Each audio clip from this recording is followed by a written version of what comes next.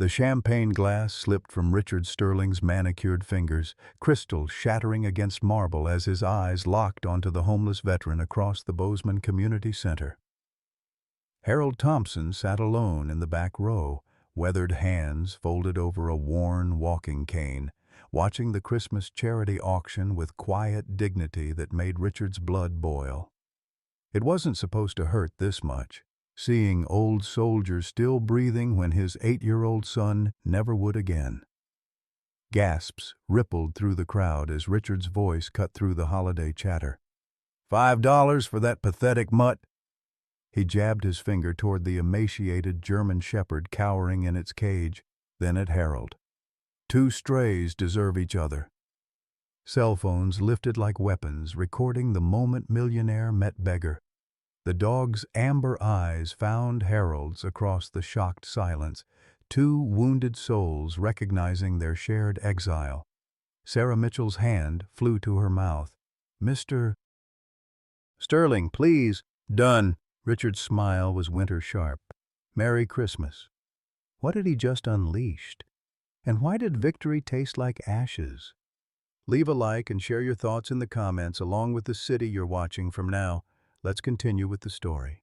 Harold Thompson had learned to carry his pain quietly, the way old soldiers carry shrapnel, embedded so deep it becomes part of the bone. At 72, his body bore the honest wear of a man who'd spent 4 decades fixing other people's problems as an Army medic, then 20 more years fixing their plumbing as a civilian contractor. The walking cane wasn't for show. His right leg had collected too much Vietnamese clay and Montana ice to bend properly anymore. The Bozeman Community Center buzzed with holiday cheer that felt as foreign to Harold as speaking Mandarin. Families clustered around auction tables laden with homemade quilts and gift baskets, their laughter echoing off walls decorated with silver tinsel and red velvet bows. Harold pressed his back against the folding chair, making himself smaller, invisible. He'd only come because the shelter served dinner late on auction nights, and a man got tired of eating alone. 3 years ago, this same gymnasium had hosted Martha's memorial service. The irony wasn't lost on him. Sitting where he'd buried his wife, watching other people's children open Christmas presents he'd never buy for grandchildren he'd never have.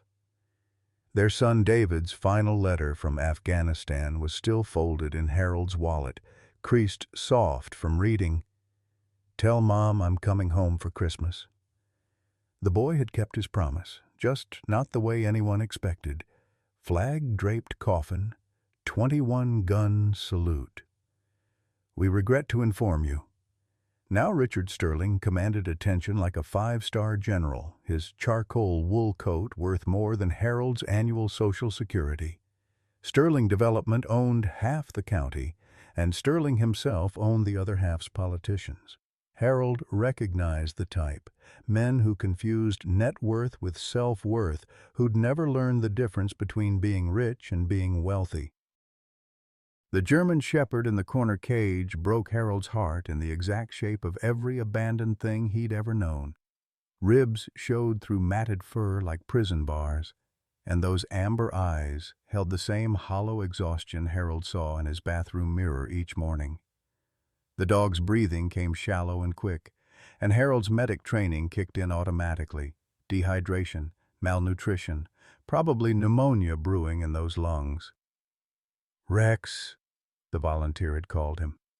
Sarah Mitchell's daughter Emma had whispered the name while slipping dog treats through the cage bars when she thought nobody was watching.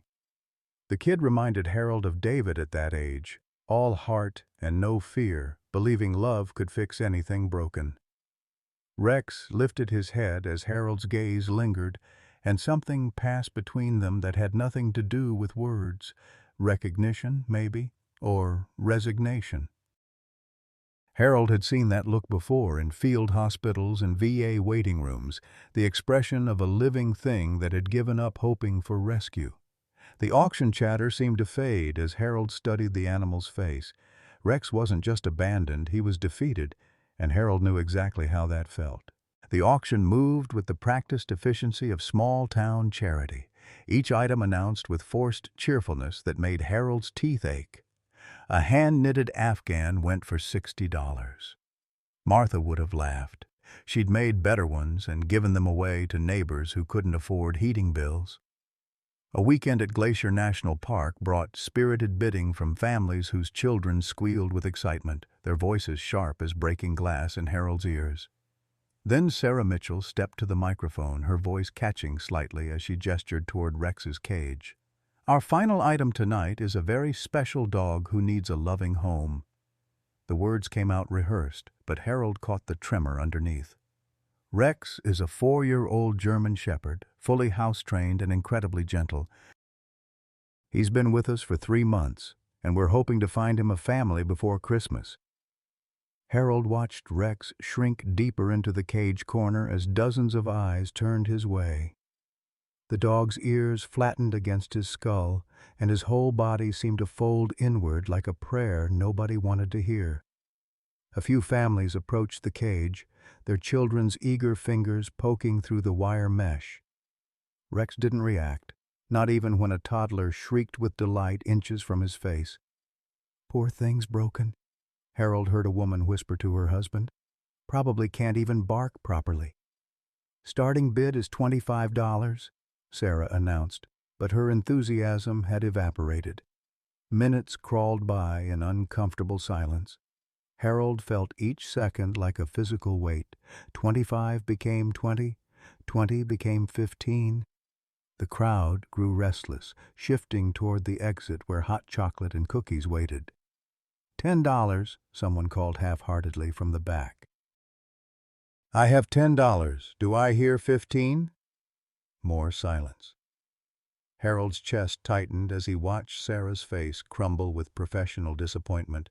He knew that look, the expression of someone who'd fought for something nobody else wanted. In the cage, Rex seemed to understand his fate was being decided by strangers who saw him as an inconvenience. That's when Richard Sterling's voice cut through the mumbling crowd like a blade through silk. $5. The words hung in the suddenly electric air. Conversations stopped mid-sentence. Harold felt 200 pairs of eyes swivel between Sterling and himself, calculating the distance between rich man and poor one, measuring the geography of humiliation. Sterling's smile was winter-sharp as he pulled a crisp $5 bill from his wallet with theatrical slowness. "For that pathetic mutt," he continued, his voice carrying to every corner of the gymnasium. "And I know exactly who should have him." His finger pointed directly at Harold like a prosecutor delivering a verdict. "Two strays deserve each other." The silence that followed was the kind that comes before avalanches. Heavy, expectant, dangerous. Harold felt his face burn with shame so familiar it had its own address in his chest. Around him, cell phones lifted like hungry vultures, recording his humiliation for social media immortality. He could already imagine the captions, "Rich man owns homeless vet," or "When charity becomes cruelty." But Harold had survived worse than public embarrassment. He'd held dying boys in his arms while mortars screamed overhead. He'd buried his wife and son within 8 months of each other. He'd learned that dignity wasn't something others could take, only something you could surrender. So he stood, his cane tapping against the floor with quiet authority, and walked the 20 yards that felt like 20 miles toward Sterling. The crowd parted like he carried something contagious. Maybe he did. Poverty had that effect on people. "Thank you," Harold said simply, taking the leash from Sarah's trembling hands. Her eyes were bright with unshed tears, and Harold caught her fingers for just a moment. "It's okay," he whispered. "Some gifts come wrapped in strange paper." Sterling's laugh was sharp and satisfied. "Enjoy your Christmas present, old man. Hope you can afford dog food on Social Security." Harold didn't rise to the bait. Instead, he knelt slowly beside Rex's cage, ignoring the pain that shot through his bad knee. The dog's amber eyes met his again, and Harold saw something that made his breath catch. Not defeat, but resignation touched with the faintest ghost of hope. "Hey there, Rex," Harold murmured, his voice carrying only to the dog's ears. "I know exactly how you feel." He opened the cage door carefully, half expecting Rex to bolt or cower deeper. Instead, the dog took one tentative step forward, then another, until he stood trembling beside Harold's knee. Harold clipped the leash to Rex's collar with hands steadier than they'd been in months. Together, they walked through the crowd toward the exit. Behind them, Sterling's laughter echoed off the gymnasium walls, but ahead lay the December night and whatever redemption might be waiting in the cold Montana darkness. Harold had learned something important in his 72 years. Sometimes salvation came disguised as humiliation, and sometimes the best gifts were the ones nobody else wanted. The abandoned cabin sat 3 miles outside Bozeman, like a forgotten prayer, its weathered siding gray as old bones under the December moon. Harold had called it home for 8 months now, ever since the VA counselor's well-meaning suggestions about transitional housing and community integration had driven him to seek solitude among the pine trees and silence. The place had no heat except for a wood-burning stove that ate logs faster than Harold could afford to feed it, no electricity except for a battery-powered radio that mostly picked up static, and no running water except for the hand pump that froze solid when temperatures dropped below 20. It was perfect. Rex followed Harold up the dirt path with cautious steps, his nails clicking against patches of ice-crusted snow. The dog's breathing came in visible puffs, and every few yards he'd pause to sniff the air with the alertness of something that had learned to expect danger from any direction. Harold recognized the hypervigilance. He'd worn the same expression for months after coming home from Vietnam, when every car backfire sent him diving for cover behind Martha's garden fence. "Not much to look at," Harold said, pushing open the cabin door with his shoulder. The hinges screamed in protest, their rust-red voices announcing visitors to the emptiness inside. "But it's honest shelter. Won't lie to you or promise what it can't deliver." The interior was Spartanly functional. A narrow cot with Army surplus blankets, a card table that served as kitchen counter and desk, 2 mismatched chairs Harold had rescued from the Salvation Army's reject pile. Mason jars lined shelves above the sink, filled with dried beans and rice bought in bulk from the discount grocery. A framed photograph of Martha and David sat beside the radio, their faces smiling from a Christmas morning that felt like someone else's life. Rex entered the cabin like he was crossing a minefield, each paw placed with deliberate care. His amber eyes swept the room's corners, cataloging exits and potential threats with military precision. When a log shifted in the stove, sending sparks up the chimney, Rex dropped to his belly and crawled under the card table. Harold's heart broke a little more. "It's okay, boy. Just the fire settling. Nothing's going to hurt you here." But Rex stayed hidden, his breathing rapid and shallow. Harold had seen enough combat trauma to recognize the signs. The dog was trapped somewhere between past and present, fighting battles that existed only in his memory.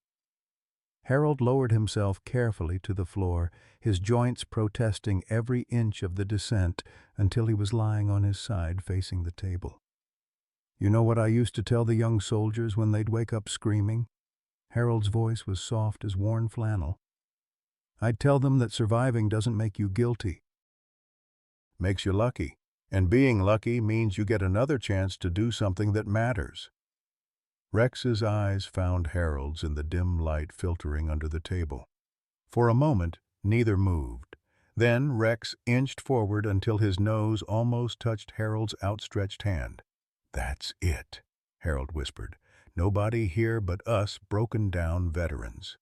Harold had brought home 1 can of Campbell's chicken soup from the community center's leftover refreshments, payment for enduring Sterling's theater of cruelty. He heated it over the wood stove in a dented saucepan, the broth steaming in the cold air like incense. When it was warm, he poured half into a chipped ceramic bowl and set it on the floor near the table where Rex still hid. "Supper," Harold announced, settling into one of the chairs with his own portion. "Not much, but it's hot." Rex emerged slowly, drawn by the smell of chicken and salt. He approached the bowl with the same caution he'd shown everything else, sniffing carefully before taking a tentative lap of broth. Harold pretended not to watch, spooning his own soup and staring out the window at stars sharp as broken glass in the clear Montana sky. They ate in comfortable silence, two creatures who understood that sometimes the best conversations happened without words. When Rex finished every drop in his bowl, he looked up at Harold with something that might have been gratitude or might have been the beginning of trust. "Better?" Harold asked. Rex's tail moved once, barely a wag, more like a question mark punctuating the air. That night, Harold spread his only extra blanket on the floor beside his cot. Rex circled the makeshift bed 3 times before settling down with a sigh that seemed to carry the weight of every disappointment he'd ever known. Harold reached down and gently touched the dog's shoulder, feeling the tension in muscles that hadn't relaxed in months. "I know you don't trust easy," Harold murmured into the darkness. "Neither do I anymore. But maybe we can learn together." Rex lifted his head, and, in a gesture that nearly undid Harold completely, rested his muzzle on Harold's outstretched palm. Harold had spent 3 years learning to sleep alone after Martha died, had taught himself to ignore the empty space beside him where her breathing used to count off the safe minutes of peaceful night.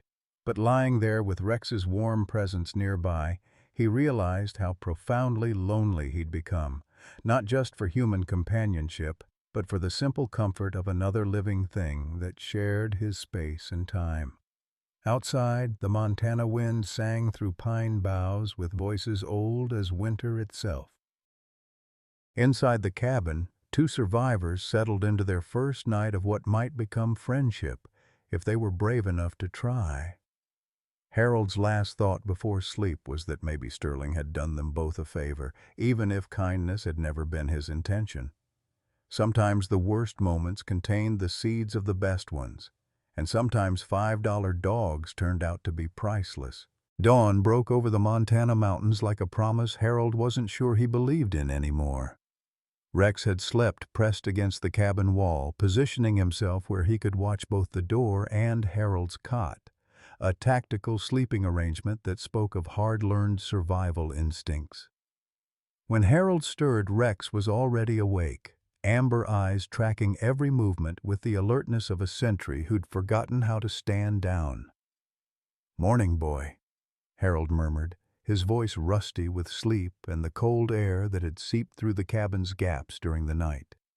His breath came in visible puffs, and when he swung his legs over the cot's edge, his joints protested with the familiar symphony of aches that greeted him every morning.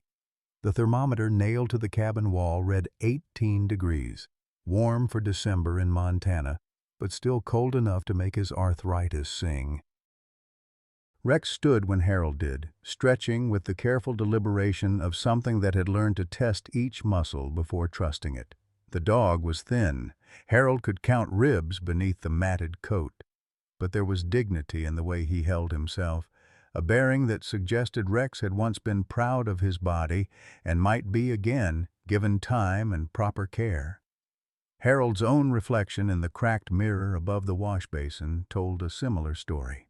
72 years had whittled him down to essential elements: stubborn jaw, eyes that had seen too much, hands that still knew how to heal. His gray hair stuck up at angles that would have made Martha laugh, and his beard needed trimming, but underneath the wear and tear, the bones of the man he'd always been remained solid. The morning routine was simple by necessity. Harold heated water over the wood stove for instant coffee. The good stuff was a luxury his Social Security couldn't accommodate, and shared a packet of oatmeal with Rex. The dog ate slowly, carefully, as if abundance might disappear if he showed too much enthusiasm. Harold understood. He'd learned the same caution during his own lean years when hoping for too much felt like inviting disappointment. "We should probably head into town," Harold said, scratching behind Rex's ears with tentative fingers. The dog allowed the contact but didn't lean into it. Not yet. "Get you checked out by a vet. Can't have you sick on my watch." The walk to Bozeman took them along the old logging road that connected Harold's retreat to civilization.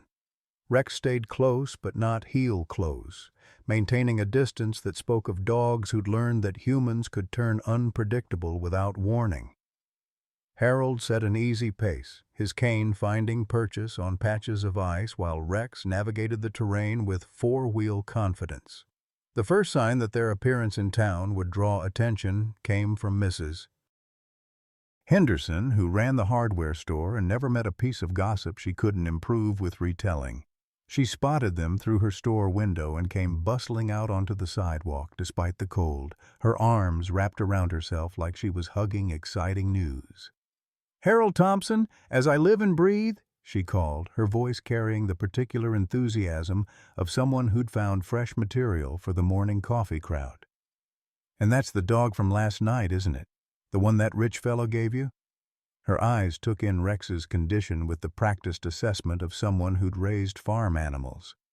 "Poor thing looks half-starved." "He's getting better," Harold said simply, neither confirming nor denying the spectacle Sterling had made of them both. "Just need to find a vet who'll look at him. Dr. Walsh retired last year, but he still sees animals out of his house when the situation calls for it, Mrs. Henderson's voice softened with something approaching kindness. "Lives on Maple Street, the blue house with the big oak tree. Tell him I sent you. He's got a soft spot for veterans, both the two-legged and four-legged kind." Dr. James Walsh answered his door wearing a cardigan that had seen better decades and slippers that suggested retirement had been kind to his feet. He was Harold's age, maybe a few years younger, with silver hair and eyes that held the calm competence of someone who'd spent 40 years convincing frightened animals to trust him. "Mrs. Henderson called," he said before Harold could speak. "Said you had a dog that needed looking at. Come on back to the garage. That's where I keep the examination table these days." The converted garage still smelled faintly of motor oil beneath the stronger scents of antiseptic and dog shampoo. Dr. Walsh moved with the efficient grace of a man who knew his tools and trusted his hands. Rex submitted to the examination with resignation rather than cooperation, standing rigid while the veterinarian's fingers probed for injuries and irregularities. "He's underweight, probably about 20 pounds below where he should be," Dr. Walsh said, his voice carrying the diagnostic certainty of long experience. "Coat's in poor condition, but that'll improve with proper nutrition. What's interesting is this." He lifted Rex's lip to examine his teeth, then ran his hands along the dog's flanks with professional thoroughness. "This dog's had extensive training. Look at his muscle memory. He's trying to hold positions he was taught, and these scars on his pads suggest he's done serious terrain work." Harold felt something cold settle in his chest. "What kind of training?" "Military, I'd guess, or high-level police work. The way he carries himself, the alertness in his eyes. This isn't a pet dog, Harold. This is a working dog who's lost his job." "Doctor?" Walsh's examination revealed more than poor nutrition and neglect. Rex's reactions to sudden sounds, the clang of a metal food bowl, the slam of a car door outside, spoke of trauma that ran deeper than physical wounds. When a motorcycle backfired in the street, Rex dropped to his belly and Army crawled under the examination table, his breathing rapid and shallow. "PTSD," Dr. Walsh said matter-of-factly. "Seen it in a few military dogs over the years. Something happened to him, something loud and violent. He'll need time and patience to work through it." "How much time?" Harold asked, though he wasn't sure why the answer mattered. He had nothing but time these days. "Could be months, could be years. Depends on how deep the trauma goes and how much trust he's willing to rebuild." Dr. Walsh's eyes met Harold's with understanding. Same as with people, really. The mind heals at its own pace. They left the vet's office with a bag of high-quality dog food, vitamin supplements, and instructions for gradual refeeding. Dr. Walsh had refused payment, waving away Harold's offer of the $20 bill that represented a significant portion of his weekly budget. "Consider it professional courtesy," the old veterinarian had said, one veteran helping another. The walk back toward Harold's cabin took them through downtown Bozeman, where Christmas decorations hung from lamp posts and store windows displayed holiday abundance that felt as foreign to Harold as wealth itself. Rex stayed close as they navigated sidewalks crowded with last-minute shoppers, his ears constantly swiveling to track sounds and movement. Outside Miller's diner, they encountered Sarah Mitchell loading bags of leftover food into her car. Her 12-year-old daughter Emma sat in the passenger seat, and when she spotted Rex, her face lit up with the uncomplicated joy that only children could summon. "Rex!" Emma called, rolling down her window. "Mom, it's Rex! He looks better already." Sarah Mitchell turned, her expression cycling through surprise, concern, and something that might have been relief. She was younger than Harold had initially thought, maybe mid-40s, with tired eyes that suggested single parenthood and too many responsibilities. But when she looked at Rex, her face softened with genuine affection. "How's he settling in?" she asked Harold, her voice carrying the professional concern of someone who'd learned to care about animals other people had given up on. "Better than expected," Harold said. "Dr. Walsh thinks he's got military training. Makes sense, given the way he carries himself." Emma had climbed out of the car and was kneeling beside Rex, her small hands gentle as she stroked his ears. Rex tolerated the attention with something approaching pleasure, his tail moving in tentative acknowledgement of her kindness. "He likes you," Harold observed. "I visited him every day at the shelter," Emma said, her voice carrying the matter-of-fact confidence of a child who knew animals understood more than adults gave them credit for. "I could tell he was sad. Dogs get sad just like people do." Sarah's smile was complicated.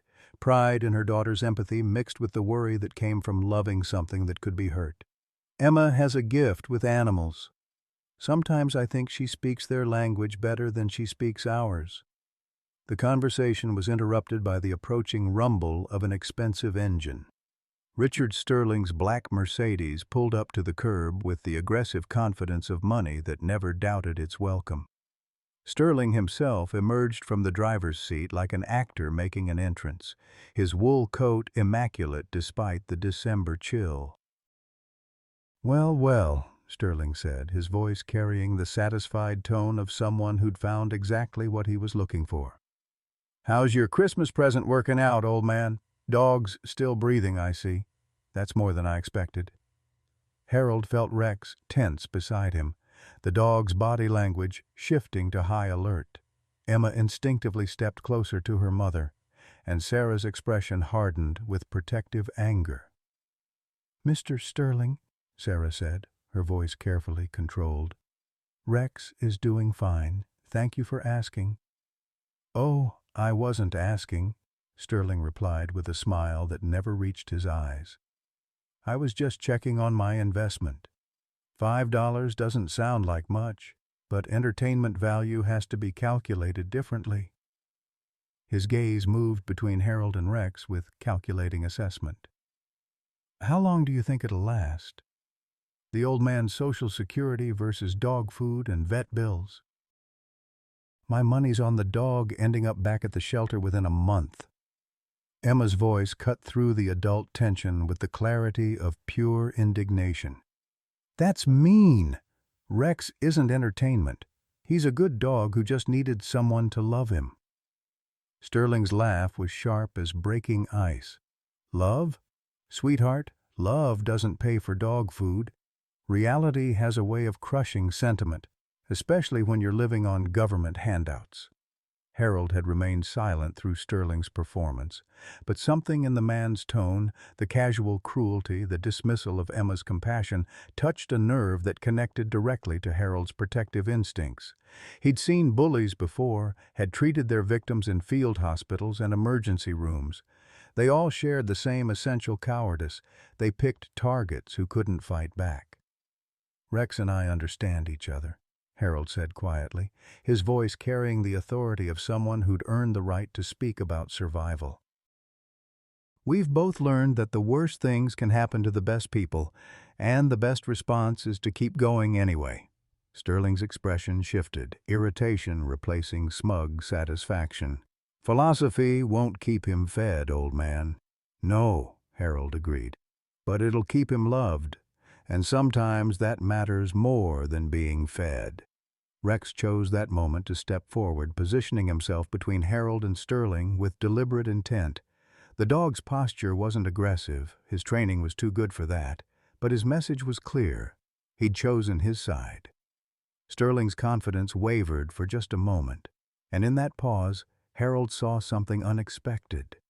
Fear, maybe, or recognition. Whatever it was, it made Sterling take an involuntary step backward. "Enjoy your delusion while it lasts," Sterling said, recovering his composure with visible effort. "Reality has a way of correcting itself." He drove away with unnecessary speed, leaving behind the smell of expensive exhaust and cheap satisfaction. Emma watched the Mercedes disappear around the corner, then looked up at Harold with serious eyes. Why was he so mean? Rex didn't do anything wrong. Harold knelt slowly until he was at Emma's eye level, his joints protesting but his resolve firm. "Some people carry hurt so deep they can't see past it to find kindness. Doesn't make them right, just makes them sad." "Will Rex stay with you?" Emma asked, her hand finding Rex's head with the unconscious comfort of a child who understood that sometimes the best conversations happened through touch. Harold looked down at Rex, who met his gaze with those amber eyes that held depths Harold was just beginning to explore. "I hope so," Harold said, and meant it more than he'd meant anything in years. "I surely hope so." The blizzard warnings began Tuesday morning with the casual authority of Montana weather forecasters who'd learned not to underestimate winter's appetite for destruction. Harold heard the first alert on his battery-powered radio while Rex lay beside the wood stove, finally relaxed enough to sleep deeply. The dog's breathing had grown steadier over the past week, his ribs less prominent under a coat that was beginning to show hints of its former luster. "Historic storm system moving in from the northwest," the meteorologist announced with the practiced calm of someone delivering routine catastrophe. "Temperatures expected to drop to -30, with wind chills approaching -50. Sustained winds 40 to 60 miles per hour with gusts up to 80. This is a life-threatening weather event. Residents are advised to prepare for extended power outages and travel restrictions." Harold turned the radio's volume down and looked at Rex, who'd lifted his head at the sound of the human voice. The dog's ears were forward, alert but not alarmed. He'd learned to trust Harold's responses to determine whether external sounds represented threats. "Looks like we're going to have some weather, boy," Harold said, his voice carrying the matter-of-fact acceptance of someone who'd survived worse than winter storms. "Good thing we've got each other for company." But as Harold took inventory of their supplies, a familiar knot of anxiety began forming in his chest. 3 days' worth of dog food, 4 cans of soup, a half bag of rice, and dried beans that would stretch further if he was careful. The woodpile outside held maybe 2 days of fuel if he burned it sparingly, 3 if he was willing to let the cabin temperature drop low enough to see his breath indoors. More concerning was his medication. The small orange bottle beside his cot held 6 tablets of the heart medication that kept his irregular rhythm from becoming something worse. At $30 per pill, even with Medicare covering part of the cost, refills had become a monthly negotiation between his body's needs and his wallet's limitations. He'd been rationing doses, taking pills every other day instead of daily, telling himself that half a dose was better than no dose when the prescription ran out. Rex seemed to sense Harold's tension, rising from his position by the stove to pad over and rest his muzzle on Harold's knee. The gesture was becoming more common, small offerings of comfort that suggested the dog was learning to read human emotions the way he'd once been trained to detect explosives or track suspects through hostile terrain. "I know you're worried about me," Harold murmured, scratching behind Rex's ears with fingers that trembled slightly. "Truth is, I'm worried too, but worrying never changed the weather or made money appear in empty pockets." Wednesday morning brought the first evidence that this storm would be different from the routine winter hardships Harold had learned to endure. The temperature had dropped 20 degrees overnight, and when he opened the cabin door to check the wood pile, the wind hit him with physical force that nearly knocked him off balance. Snow was already falling in thick horizontal sheets that turned the familiar landscape into an alien geography of white. Rex followed Harold outside but stayed close, his body language tense with awareness that something significant was happening. The dog's nose worked constantly, reading information from the wind that Harold could only guess at. Pressure changes, scent traces from animals seeking shelter, the metallic smell that often preceded severe weather. By noon, the world outside had disappeared entirely. Harold could barely make out the nearest pine trees through the wall of snow, and the wind had become a living thing that shook the cabin's walls and sent smoke back down the chimney in periodic puffs that made his eyes water. The radio crackled with emergency updates. Interstate 90 closed from Billings to Missoula. Power outages affecting 60,000 customers. Search and rescue operations suspended until conditions improved. "All residents in rural areas are advised to remain indoors," the announcer repeated every half hour like a mantra against disaster. "Do not attempt travel unless facing a life-threatening emergency. This storm system is expected to persist for 36 to 48 hours." Harold tried to maintain their normal routine, but Rex seemed increasingly agitated as the day progressed. The dog paced between the cabin's small windows, whining softly at sounds only he could hear. Twice he went to the door and stood there rigidly, his body vibrating with tension that Harold couldn't interpret. "What is it, boy?" Harold asked during Rex's third trip to the door. "Something out there?" Rex looked back at Harold with eyes that held frustration at his inability to communicate complex information. The dog's training had included alert behaviors for dozens of different situations, but Harold didn't know the signals, couldn't read the language that Rex's previous handlers had understood instinctively. Thursday morning brought the storm's full fury.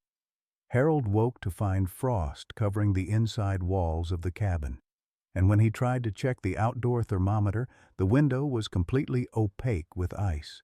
The wood stove had consumed their fuel faster than expected.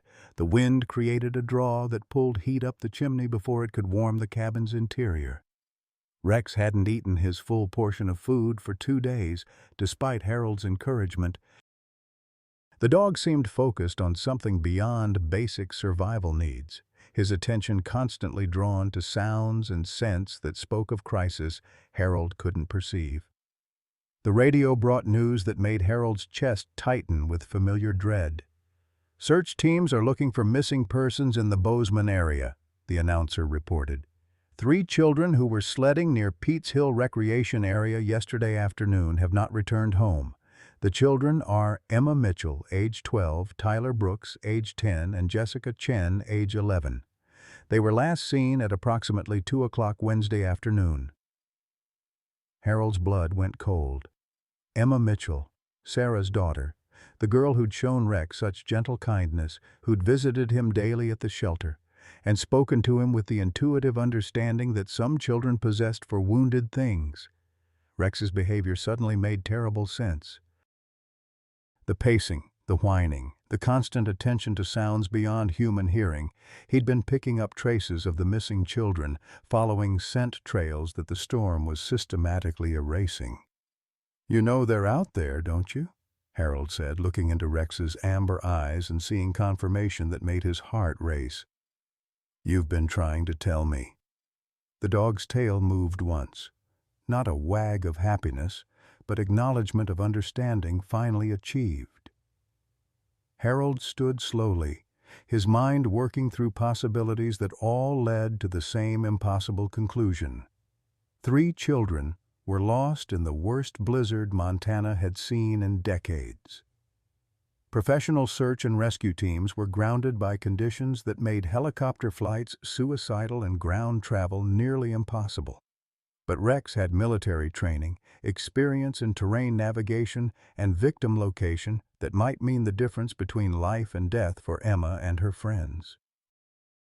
The rational part of Harold's mind cataloged all the reasons why attempting a rescue would be suicide. He was 72 years old with a heart condition, limited mobility, and no cold weather gear adequate for sub-zero temperatures. Rex was still recovering from malnutrition and carrying psychological trauma that made him unpredictable under stress. Neither of them had communication equipment, GPS navigation, or backup support. But Emma's face kept appearing in Harold's memory. Her small hands gentle on Rex's ears, her voice defending him against Sterling's cruelty, her absolute faith that love could heal what cruelty had broken. "Martha always said I was too stubborn to die," Harold told Rex, pulling on his heaviest coat and wrapping a wool scarf around his neck. "Guess we're about to test that theory." He grabbed his emergency kit, a canvas bag containing first aid supplies, energy bars, waterproof matches, and a space blanket that might keep hypothermia at bay long enough to matter. The heart medication went into his breast pocket, along with Martha's rosary and the last letter David had written from Afghanistan. Rex was already at the door, his body language transformed from anxiety to purposeful determination. When Harold clipped the leash to his collar, the dog's tail moved in what might have been approval or might have been recognition that they were about to attempt something that would test everything they'd learned about trust and survival. "You know where they are, don't you, boy?" Harold asked, his hand on the door handle. Rex looked up at him with eyes that held depths Harold was still learning to read, then turned his attention to the door with the focused intensity of a professional returning to duty. Harold opened the door and stepped into the storm that would either make them heroes or claim their lives. Behind them, the cabin's warmth disappeared instantly, swallowed by wind that screamed like something alive and hungry. Ahead lay miles of hostile terrain, sub-zero temperatures, and 3 children whose survival depended on a 72-year-old veteran and a traumatized dog learning to trust each other with everything that mattered. The last thing Harold heard before the storm consumed all other sounds was Rex's steady breathing beside him, calm and determined as they began the most important mission of either of their lives. The storm hit them like a living wall of ice and fury the moment they stepped beyond the cabin's meager shelter. Harold's face went numb within seconds, the wind driving snow crystals into his exposed skin with the force of tiny needles. Rex pressed close against his leg, the dog's body providing unexpected warmth and stability as they pushed forward into the white chaos that had swallowed the familiar world. Harold's breath came in short, painful gasps that crystallized instantly in the sub-zero air. Each step was a negotiation between his aging body and the hostile terrain. Snow so deep it reached his knees, wind gusts that threatened to knock him sideways, and ice beneath that turned every footfall into a potential catastrophe. His heart hammered against his ribs with the irregular rhythm that had been growing worse over the past months. Each beat a reminder that his body was running on borrowed time. Rex moved with purpose that cut through Harold's growing panic. The dog's nose worked constantly, reading information from the storm that human senses couldn't access. Every few yards, Rex would stop, lift his muzzle to test the wind, then adjust their course with the confidence of someone following an invisible map. Harold learned to trust these corrections, even when they seemed to lead away from what his logic suggested was the right direction. 20 minutes into their journey, Harold's medication ran out of effectiveness, and his chest began to squeeze with the familiar pressure that meant his heart was struggling to maintain rhythm. He stopped, leaning heavily on his walking stick while trying to control breathing that had become rapid and shallow. Rex immediately circled back, pressing against Harold's legs with solid warmth that helped anchor him against the panic of cardiovascular distress. "Just need a minute," Harold gasped, his words torn away by wind that seemed determined to steal even his voice. But they both knew he didn't have minutes to spare, not with his heart rebelling against the exertion, not with 3 children somewhere in this frozen hell depending on their success. Rex's behavior changed abruptly. The dog's head snapped up, ears forward, body rigid with attention that spoke of contact with something significant. A sound, maybe, or a scent strong enough to penetrate the storm's sensory chaos. Rex took 3 steps forward, then looked back at Harold with eyes that held urgent communication. "Found them. Follow me. Now." Harold forced his trembling legs to move, following Rex through drifts that seemed designed to trap and exhaust anyone foolish enough to challenge winter at its most vicious. The dog's pace increased, his confidence growing as whatever signal he'd detected became stronger. Harold's lungs burned with each breath of air so cold it felt like swallowing broken glass, but Rex's certainty pulled him forward when his body wanted to surrender. They found the children huddled in a natural shelter formed by 3 fallen pine trees, whose branches created a small pocket of protection from the wind. Emma Mitchell sat in the center with her arms around Tyler Brooks and Jessica Chen, all 3 of them blue-lipped and shivering uncontrollably. Their winter coats were inadequate for extended exposure, and Harold's medical training immediately assessed hypothermia symptoms that ranged from mild to life-threatening. "Emma!" Harold called, his voice barely audible above the storm's roar. The girl's head lifted, and her eyes widened with disbelief that shifted quickly to desperate relief. "Mr. Thompson! Rex!" Her voice was weak but coherent, which Harold took as a positive sign. "We got lost when the storm got bad. Tyler can't feel his feet, and Jessica keeps falling asleep." Harold crawled into the makeshift shelter, his body shielding the children from wind while Rex positioned himself as a living windbreak. Harold's hands shook as he pulled the space blanket from his emergency kit, wrapping it around all 3 children while assessing their condition with the quick efficiency of decades spent treating trauma patients. Tyler Brooks was in the worst shape, his lips nearly purple, his speech slurred with cold, his fingers too stiff to grasp the energy bar Harold tried to give him. Jessica Chen kept nodding off, despite Harold's attempts to keep her conscious, a dangerous sign that her body was beginning the shutdown process that preceded severe hypothermia. Emma was the most alert, but even she showed signs of cognitive impairment that meant her core temperature had dropped to dangerous levels. "We need to get them warm and moving," Harold told Rex, as if the dog could understand complex medical strategy. "But they're too weak to walk, and I can't carry them." Rex seemed to process this information, then did something that made Harold's breath catch with amazement. The dog moved to Tyler, the child in the most critical condition, and lay down beside him, pressing his body against the boy's torso. Rex's thick coat and higher body temperature began providing focused warming that was more effective than the space blanket alone. "Good boy," Harold whispered, his voice thick with emotion. "You remember your training, don't you?" Harold worked systematically through his limited medical supplies. He wrapped Tyler's feet in dry socks from his emergency kit, then massaged the boy's hands to restore circulation. Jessica received the same treatment, her responsiveness improving slightly as warmth began returning to her extremities. Emma was given the task of staying conscious and alert, helping Harold monitor the other two children while he made the radio calls that might bring professional rescue. But the handheld radio produced only static. Either the storm was interfering with transmission, or they were too far from any towers to make contact. Harold felt despair creeping in as he realized they were truly on their own. 3 hypothermic children, 1 sick old man, and a traumatized dog against a storm that was actively trying to kill them all. That's when Rex demonstrated why military working dogs were considered irreplaceable assets.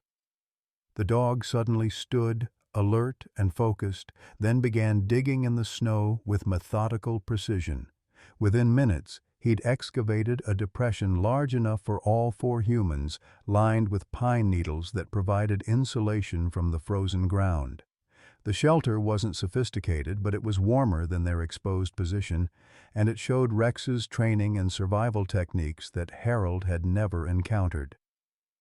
"You've done this before, haven't you?" Harold asked, watching Rex arrange loose snow to create walls that blocked wind while maintaining ventilation. "Search and rescue, probably." "Mountain work." Rex's response was to continue improving their shelter with the focused efficiency of someone who understood that survival often depended on attention to details others might consider insignificant. The dog's confidence was infectious, giving Harold hope that maybe they could survive long enough for rescue teams to find them once the storm passed. Hours crawled by with agonizing slowness. Harold rationed his remaining energy bars among the children, used body heat to warm water for small sips of hydration, and monitored vital signs with growing concern.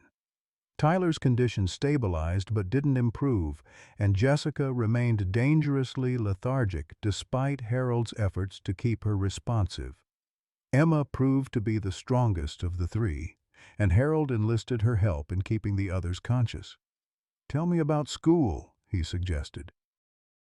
"Tell me about your friends, your favorite books, anything that keeps your mind active." The girl's voice was weak but determined as she shared stories about teachers and homework and dreams of becoming a veterinarian like Dr. Walsh.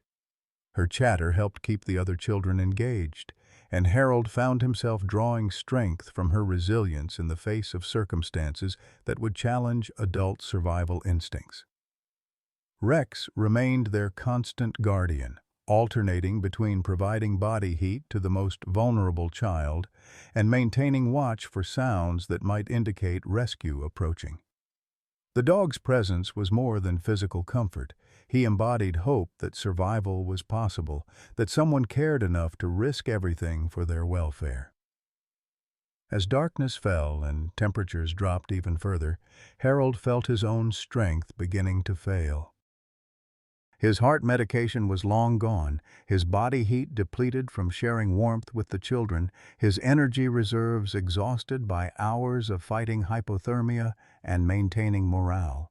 But every time he considered the possibility of failure, Emma's voice would break through his despair with another story, another question, another reminder that giving up wasn't an option. "Mr. Thompson," Emma whispered during one of the storm's brief lulls, "are we going to be okay?" Harold looked at her face, young, frightened, but still trusting that adults could somehow make terrible situations better, and felt something shift inside his chest. Not his failing heart, but something deeper. Purpose, maybe, or the recognition that some promises were worth dying to keep. "Yes, sweetheart," he said, pulling her closer while Rex settled against them both. "We're going to be just fine." Outside their shelter, the storm continued its assault with undiminished fury. But inside, 4 humans and 1 dog held on to each other and waited for dawn with the stubborn determination of survivors who refused to surrender. Dawn came like a whispered apology, pale light filtering through the snow that had finally stopped falling after 36 hours of relentless assault. Harold woke to silence so profound it felt like stepping into a cathedral. No wind, no driving snow, just the crystalline quiet that follows Montana's worst storms. His body ached in places he'd forgotten existed, and when he tried to move, every joint protested with the stiffness of a 72-year-old man who'd spent the night on frozen ground. Rex was already awake, positioned at the shelter's entrance like a sentry who'd maintained watch through the darkest hours. The dog's ears were forward, alert to sounds beyond human perception, and his body language spoke of anticipation rather than the defensive tension Harold had grown accustomed to seeing. "What is it, boy?" Harold whispered, careful not to wake the children who were finally sleeping peacefully after a night of intermittent consciousness and shared body heat. Rex's tail moved once, not celebration, but acknowledgement. Then Harold heard it too, the distant thrum of helicopter rotors cutting through the morning air, growing stronger as rescue teams began their systematic search of the areas where missing persons might have sought shelter. Emma stirred at the sound, her eyes opening with the slow confusion of someone surfacing from hypothermic semi-consciousness. "Is that?" she began, her voice hoarse from hours of cold air. "Rescue helicopter," Harold confirmed, feeling hope bloom in his chest for the first time since they'd left the cabin. "Rex heard them coming before any of us." The next hour passed in a blur of coordinated emergency response. The helicopter crew spotted Rex first. His dark coat stood out against the snow like a beacon, and within minutes paramedics were rappelling down to assess the situation. Harold found himself displaced by professionals who worked with the efficient competence he remembered from his own military days, but he felt nothing but gratitude as warm blankets and hot packs replaced his improvised medical care. "Sir, you probably saved their lives," the lead paramedic told Harold as Tyler, Jessica, and Emma were secured in rescue harnesses. "Another few hours in these conditions, and we might have been dealing with a very different outcome." But Harold's attention was focused on Rex, who had begun exhibiting behavior that made his chest tighten with familiar dread. The dog was pacing in tight circles, whining softly, his eyes darting between Harold and the approaching medical team with agitation that spoke of stress beyond simple overstimulation. "Easy, boy," Harold murmured, but Rex's distress was escalating. The sound of the helicopter, the voices of strangers, the sudden chaos of rescue activity, it was triggering responses that Harold recognized but couldn't prevent. When one of the paramedics approached with a medical kit, Rex's training and trauma collided in a perfect storm of confusion.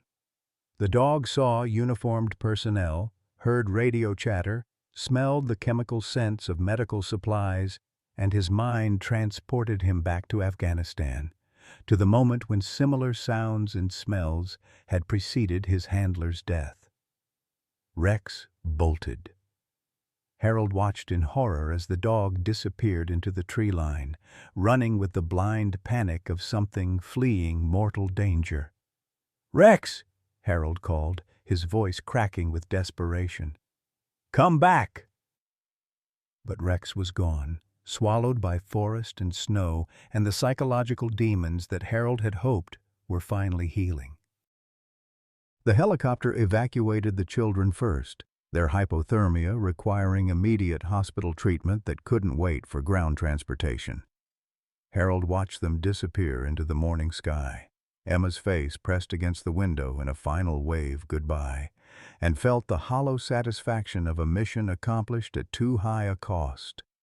"We need to get you checked out, too," the remaining paramedic insisted, noting Harold's blue-tinged lips and the tremor in his hands that spoke of his own hypothermia symptoms.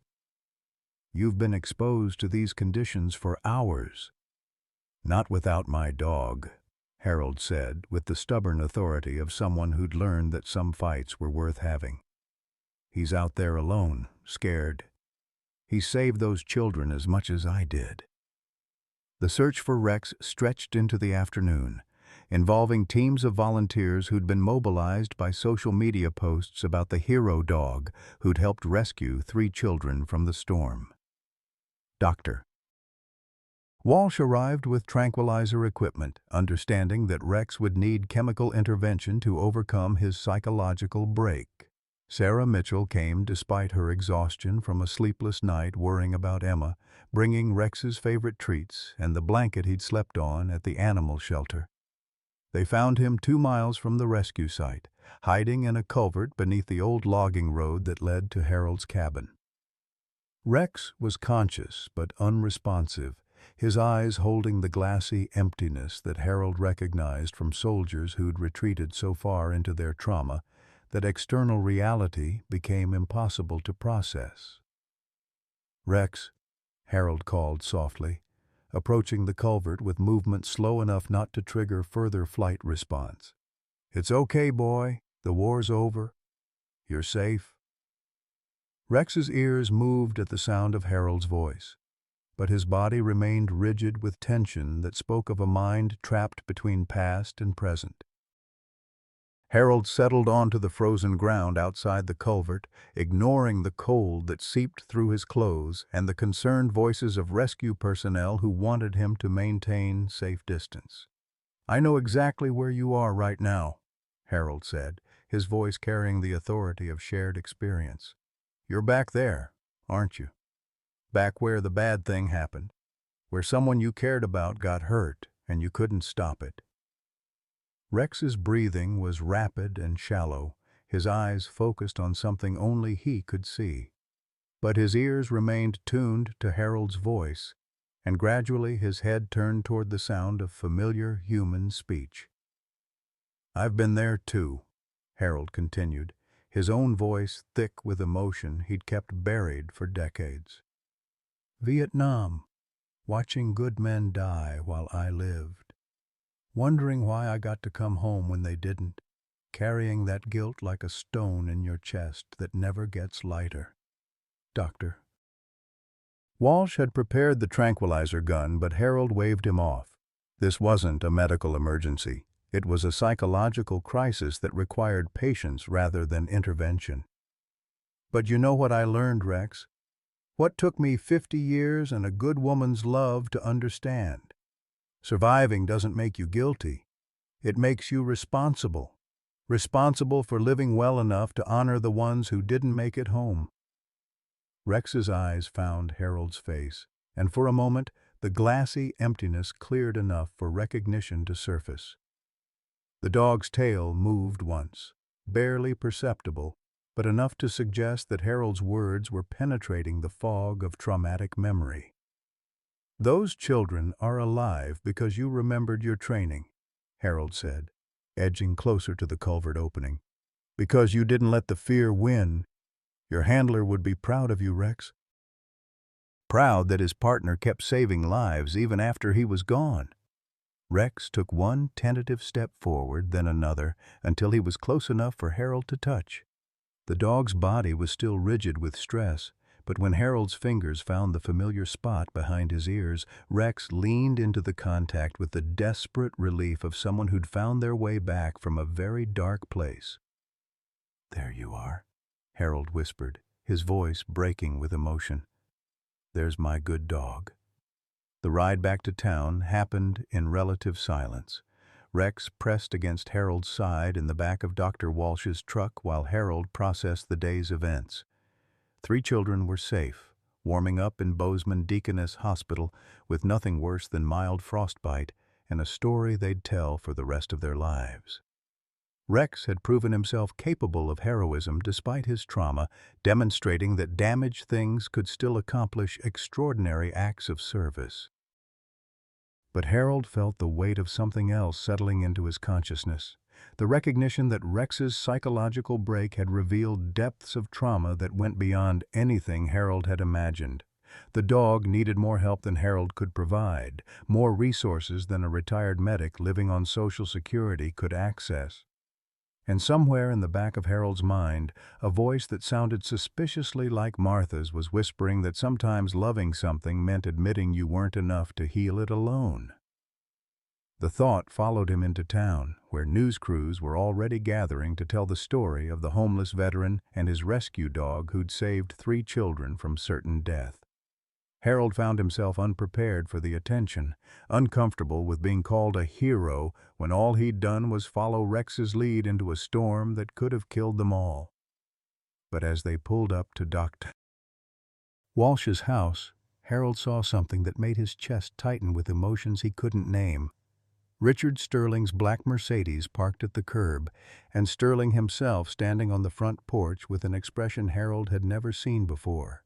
Vulnerability mixed with something that might have been shame. Richard Sterling stood on Dr. Walsh's porch like a man facing execution, his usual confidence stripped away by 36 hours of watching news coverage that had systematically dismantled everything he thought he knew about courage and character. The expensive wool coat that had been his armor against the world hung loose on shoulders that seemed to have aged years in the span of days, and his hands shook with something that had nothing to do with the December cold. Harold climbed out of Dr. Walsh's truck slowly, Rex pressed close against his leg with the heightened alertness of a dog who'd learned that familiar places could suddenly become dangerous. The moment Rex spotted Sterling, his body went rigid, ears forward, every muscle coiled with the tension of something preparing for fight or flight. "Easy, boy," Harold murmured, his voice carrying the calm authority that had become their shared language of trust. "Let's see what he wants." Sterling's face was haggard, his usually perfect appearance disheveled in a way that spoke of sleepless nights and the kind of soul-searching that left visible scars. When he spoke, his voice carried none of its customary arrogance, just the hollow exhaustion of someone who'd discovered that being right and being wrong could exist in the same terrible space. "I saw the news," Sterling said, his words coming out in visible puffs of vapor that dissipated quickly in the cold air. "About what you did. What both of you did." His eyes moved to Rex with an expression that Harold couldn't quite read. Not hatred anymore, but something more complex and painful. "Children needed help," Harold replied simply. "We helped them." "My son would have been Emma's age now," Sterling said suddenly, the words tumbling out like he'd been holding them back for years. "Michael, he'd be 14 next month. Same birthday as Emma, February 14th. Valentine's Day, baby," his mother used to say.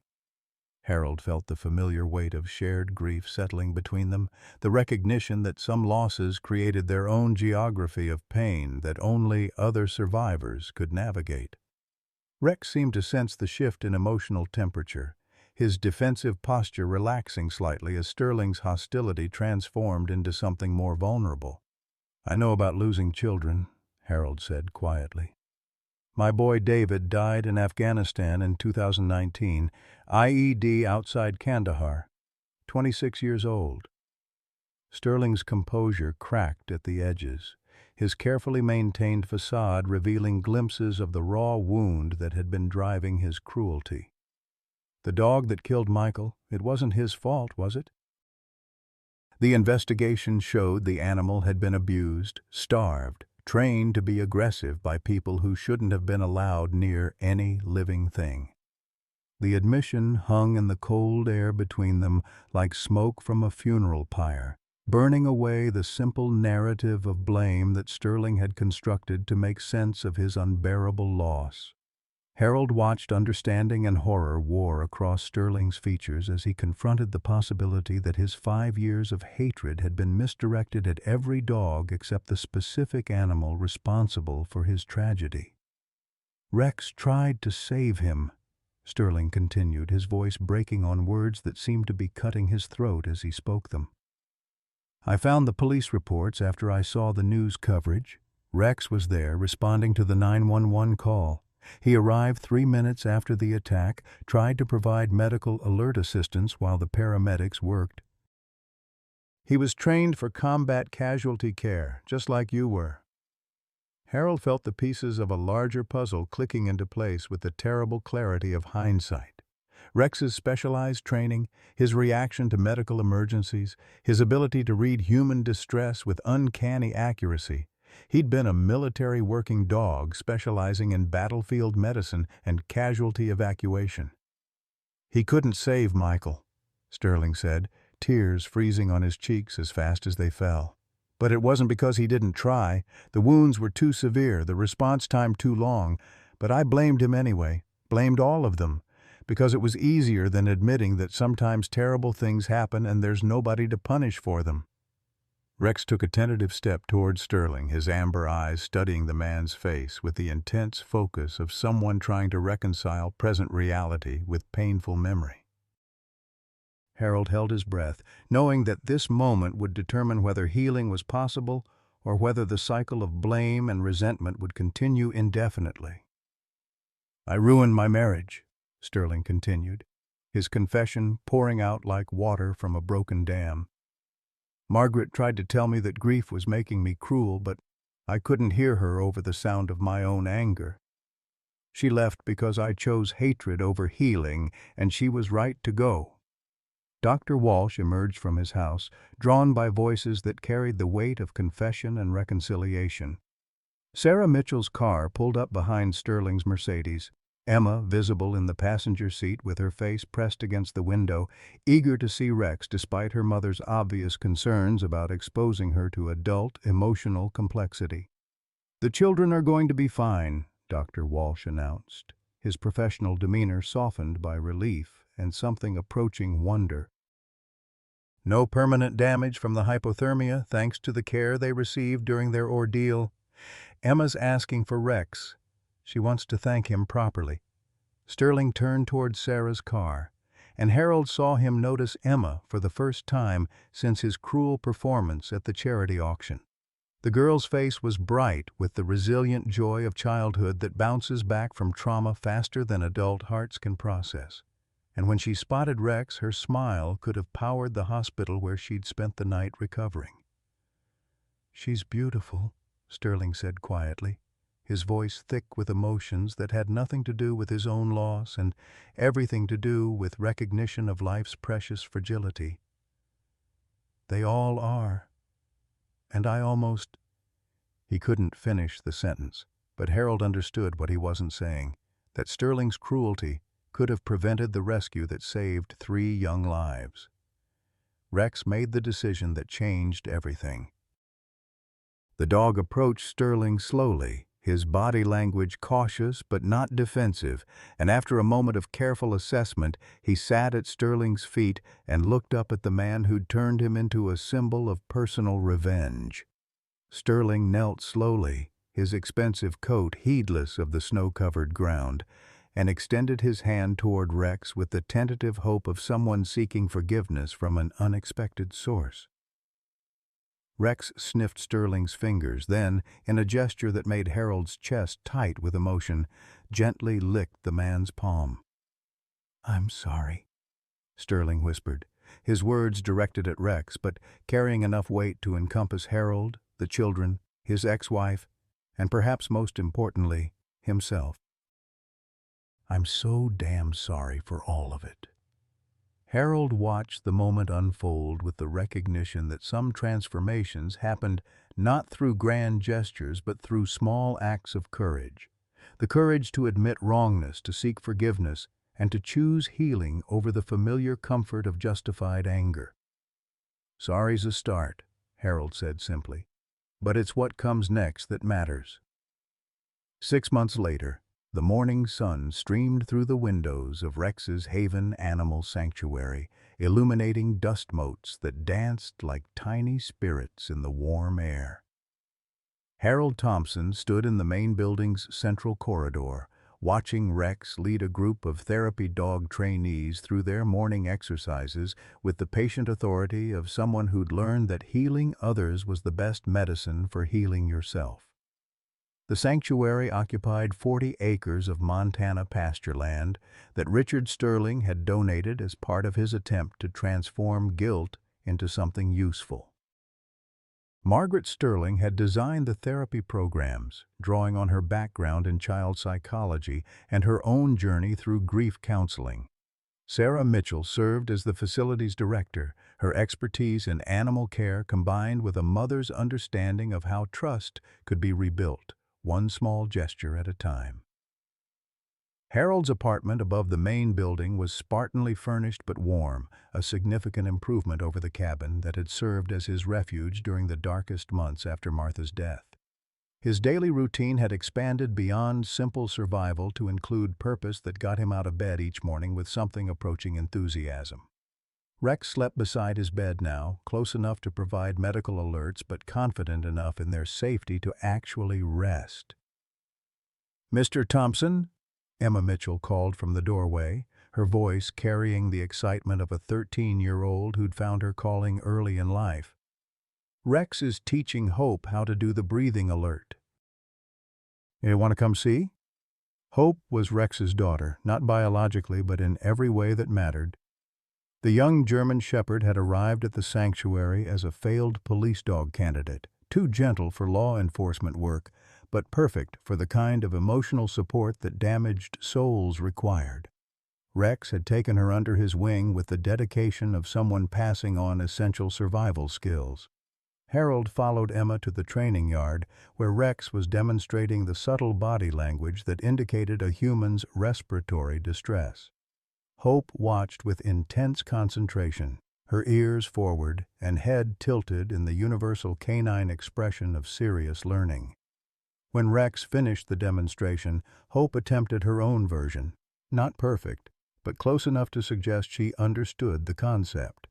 "She's getting it," Harold said, pride evident in his voice. "Rex has turned into quite the teacher." "He learned from the best," Emma replied, looking up at Harold with the hero worship that still made him uncomfortable, but that he'd learned to accept gracefully. Richard Sterling arrived for his weekly volunteer shift precisely at 9 o'clock. His punctuality one of the many ways he'd tried to make amends for the cruelty that had brought them all together. He wore work clothes now instead of expensive suits, and his hands bore the honest calluses of someone who'd discovered that physical labor could be a form of meditation. "Morning, Harold," Sterling said, his greeting carrying none of its former arrogance. "Rex ready for the veterans group session?" Harold nodded toward the training yard where Rex was now working with Hope on the specific alerts that helped PTSD sufferers recognize the onset of panic attacks before they became overwhelming.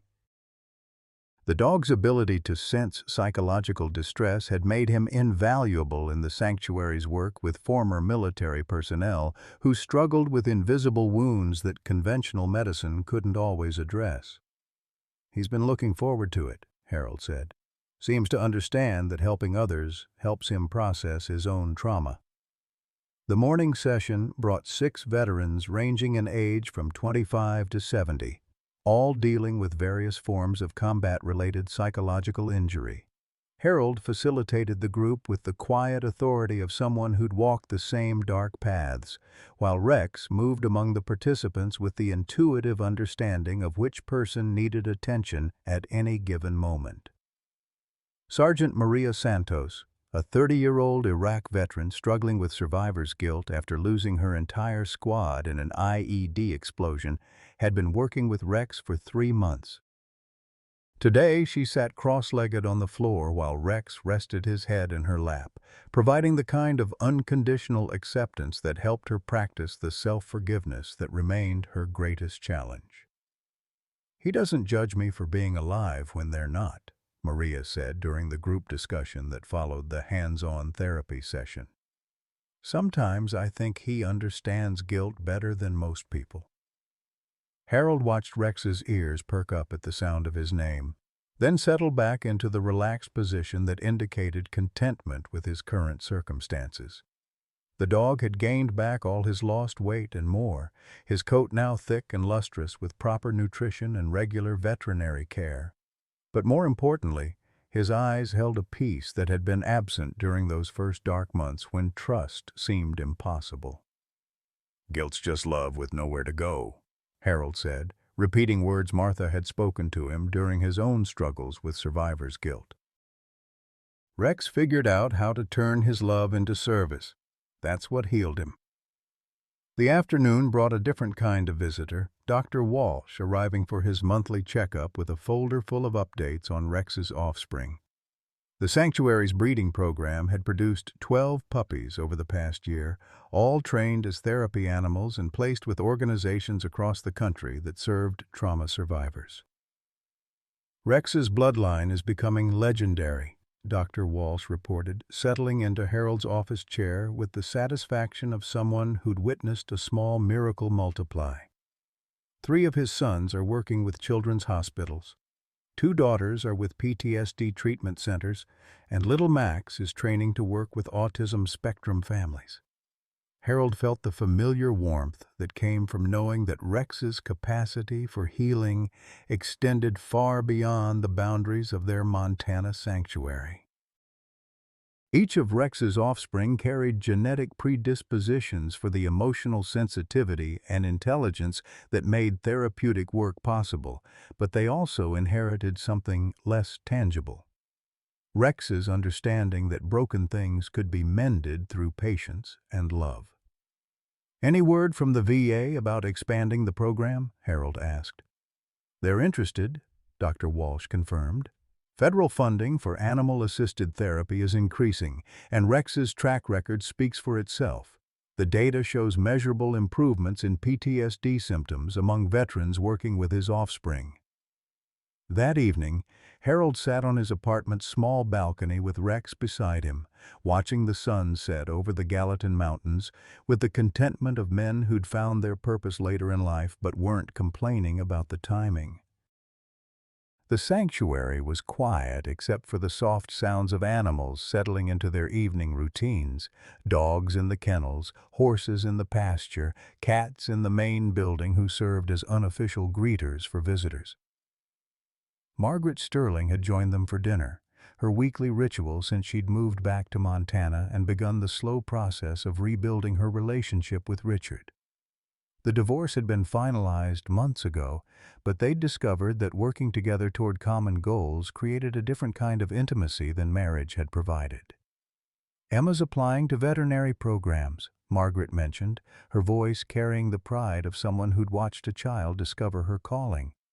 "She wants to specialize in animal-assisted therapy, says Rex inspired her to understand that healing works both ways." Harold reached down to scratch behind Rex's ears, feeling the dog's contentment in the way he leaned into the touch. "Rex has been a good teacher for all of us. Showed us that second chances are possible if you're brave enough to take them." The phone rang inside the apartment, and Harold recognized Sarah's voice when he answered. "Harold, there's a situation. State police found a German Shepherd on the interstate, clearly military trained but traumatized. The handler was killed in a car accident 3 days ago, and the dog's been running since then. They're asking if we have space."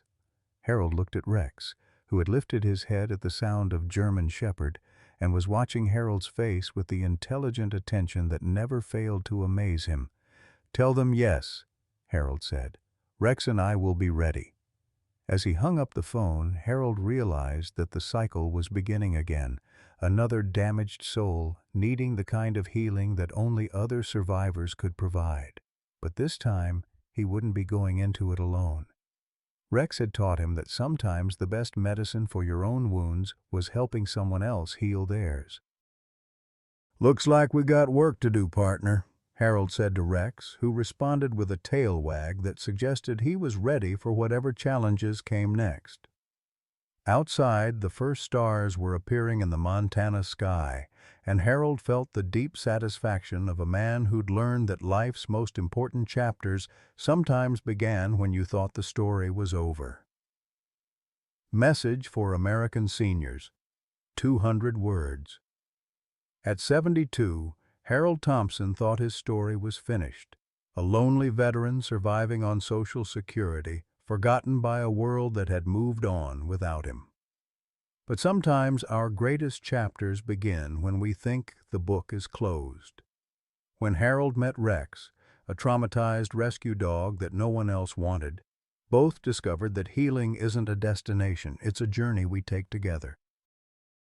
Their story reminds us that it's never too late to find purpose, that second chances can come in unexpected packages, and that sometimes the things we think will break us actually show us how strong we've always been.